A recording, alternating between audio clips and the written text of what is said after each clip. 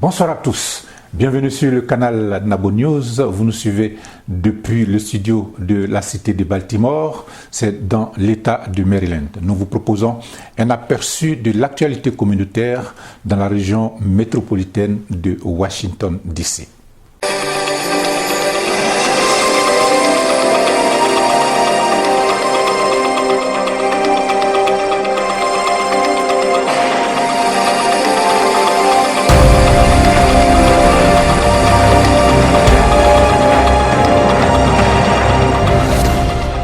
L'Association des Ivoiriens de Baltimore, entendez AIB, a organisé dans le cadre de ses activités un barbecue ce samedi 10 août 2019 à Rocky Park, l'un des nombreux sites touristiques de l'État de Maryland.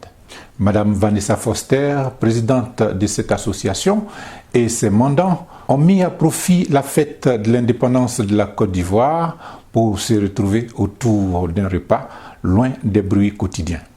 Les Jeux du damier et de la Wallet ont entre autres meublé ce temps de loisirs. Nous avons pu tendre notre micro à quelques participants. Oui, bonsoir. Moi, c'est Albert Dain, le premier président de l'Association des Ivoiriens de Baltimore. Nous sommes réunis aujourd'hui à un cookout organisé par la présidente Vanessa Foster. Voilà, tout s'est bien passé dans un esprit jovial de joie et les frères et sœurs sont venus de partout. Nous avons passé de bons moments. Donc je voulais vraiment tirer le chapeau à la présidente et à son équipe pour avoir organisé ce cookout vraiment qui s'est passé dans un esprit vraiment de fraternité, un esprit jovial. Voilà, donc c'est ce que je retiens.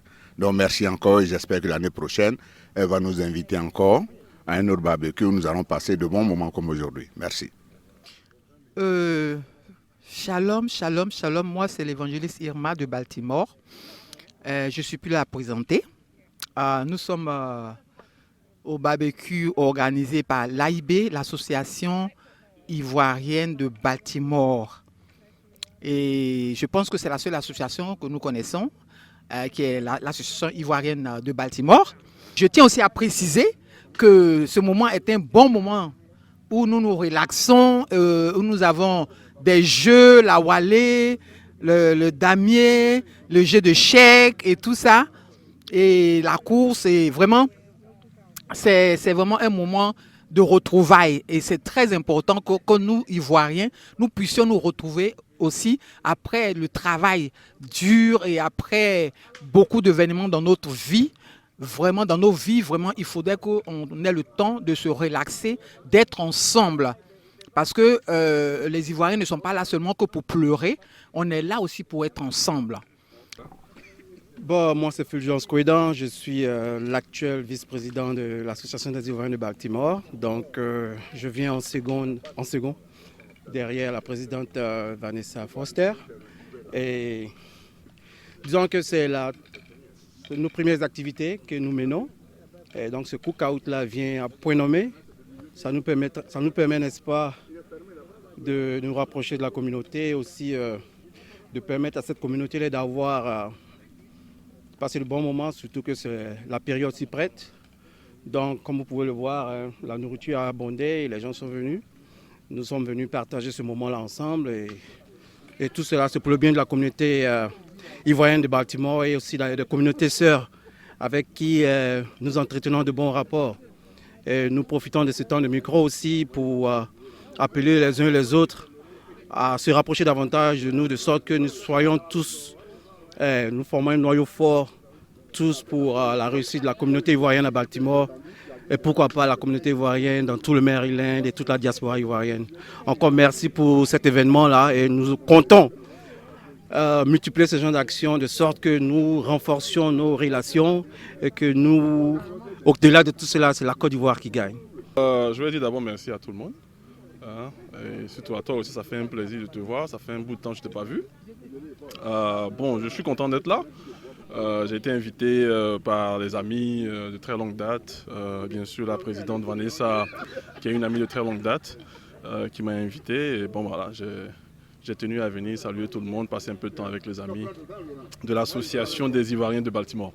Voilà, c'est un plaisir d'être là. On est encore là pour quelques temps encore, juste le temps de s'amuser. Je vois des gens qui jouent au jeu de dames là-bas, il y a de la à Wallet, un peu de tout, de la nourriture ivoirienne. Donc ça fait toujours plaisir de venir partager un peu de tout ça. Voilà, merci. My name is Barbara. I'm the daughter of Irma Lego.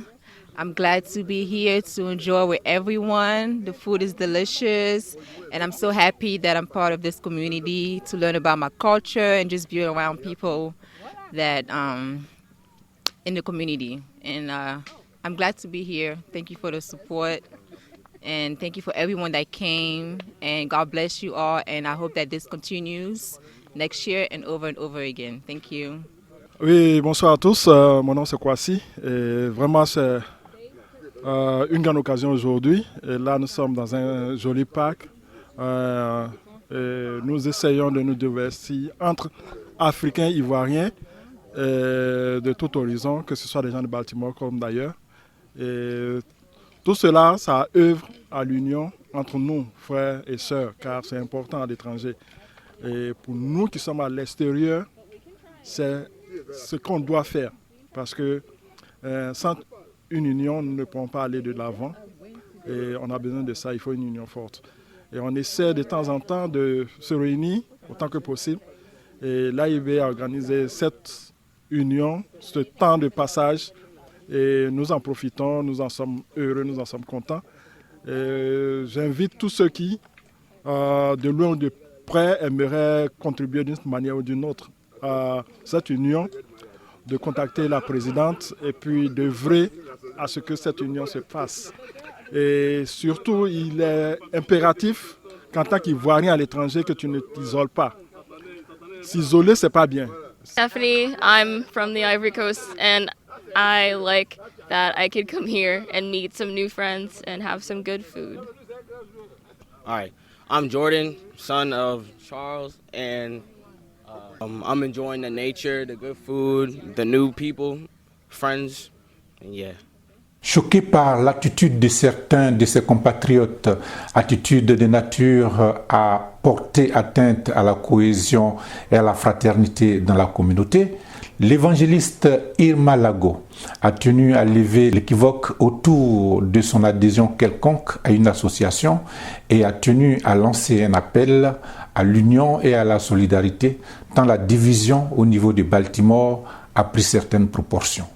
Et puis, je voulais aussi prendre cette occasion de Nabo News pour lever un équivoque.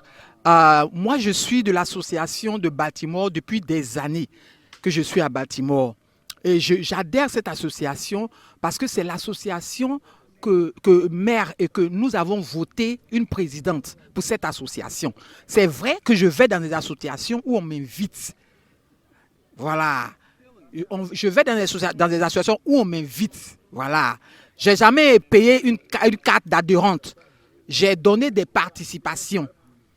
Et je veux encore dire que si quelqu'un n'est pas encore clair sur ce sujet-là, qu'il m'appelle pour me demander. Et à la soirée, je me rappelle bien, à la dernière soirée qu'une association avait organisée ici à Baltimore, une association parallèle avait organisé ici à Baltimore. En fait, c'est un mouvement. Un mouvement avait organisé ici à Baltimore. Je me suis rendu et ils ont parlé d'une carte que tu devais adhérer et puis avoir peut-être 800 ou 1 million de network. Si tu as un business, moi c'est ce que j'avais compris. Si tu as un business, tu peux adhérer à ce numéro ou à cette carte-là. Et pour que tu puisses propager ton business ou bien faire la promotion de ton business. Et c'est comme ça que j'avais compris. C'est pourquoi je voulais adhérer à ce network-là. Parce que moi, j'évangélise et j'utilise les plateformes pour évangéliser. Voilà. Sinon, je ne suis pas membre d'une association alternative. Vous savez, chez nous, quand vous venez dans un village, que vous trouvez les anciens du village, vous vous asseyez et on vous demande les nouvelles. Vous ne demandez pas aux anciens du village de s'asseoir pour que vous leur demandiez de nouvelles. Okay? Donc, soyons clairs là-dessus. Je veux qu'on se respecte. Déjà, nous avons quitté notre pays pour arriver ici. Et déjà, il y a eu trop d'antécédents dans notre pays et nous ne voulons pas vivre ces mêmes choses-là ici. Et c'est vraiment désagréable Il faut qu'on se dise les vérités, et moi j'aime la vérité. La Bible dit que connais la vérité et la vérité t'affranchira.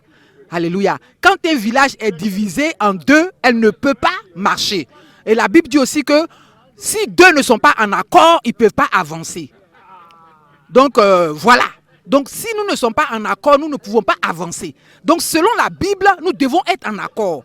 Donc voilà moi ma position. C'est pourquoi je continue d'être adhérente à l'AIB. Voilà. Donc essayons de nous entendre parce qu'aujourd'hui nous avons invité des gens qui ne sont pas venus. Vous voyez? Et ça ne fait pas bien. Par contre, quand on nous invite à des associations ou à des comment dirais-je, à des frères groupes, nous partons. Ça ne nous coûte rien. Ça ne nous coûte rien. Mais quand on invite nos parents, on ne les voit pas. Et on ne peut pas vivre dans la division. Oh, ça, il faut que les gens sachent ça. Les gens en parlent. Mais aujourd'hui, j'utilise la plateforme de Nabo News pour parler, pour dire les réalités que nous sommes en train de vivre dans cette ville-là. C'est vrai, on ne peut pas travailler. L'association de Baltimore ne peut pas travailler parce que nous sommes divisés. Voilà. C'est lui qui dit que quoi, il n'est qu'à m'appeler et puis me demande. C'est la vérité. Parce que ce n'est pas la peine de parler sur les plateformes ou bien de se mettre dans les coins noirs pour parler. Il faut qu'on se dise les vérités. Nous sommes des matures, nous sommes des gens matures. Il faut qu'on agisse avec maturité. Voilà. En tant que servant de Dieu, c'est le conseil que je donne à tous les Ivoiriens dans tous les États des États-Unis. Il faut qu'on soit unis. Il faut qu'on soit un. Oneness.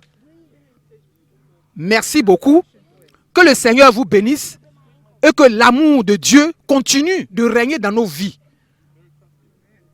Et je dis encore que la Bible dit que quand deux ne sont pas en accord, ils ne peuvent pas avancer. Merci Nabo News et le président Nabo qui est toujours là dans tous les événements, qui n'est pas encore à présenter. Merci beaucoup mon frère.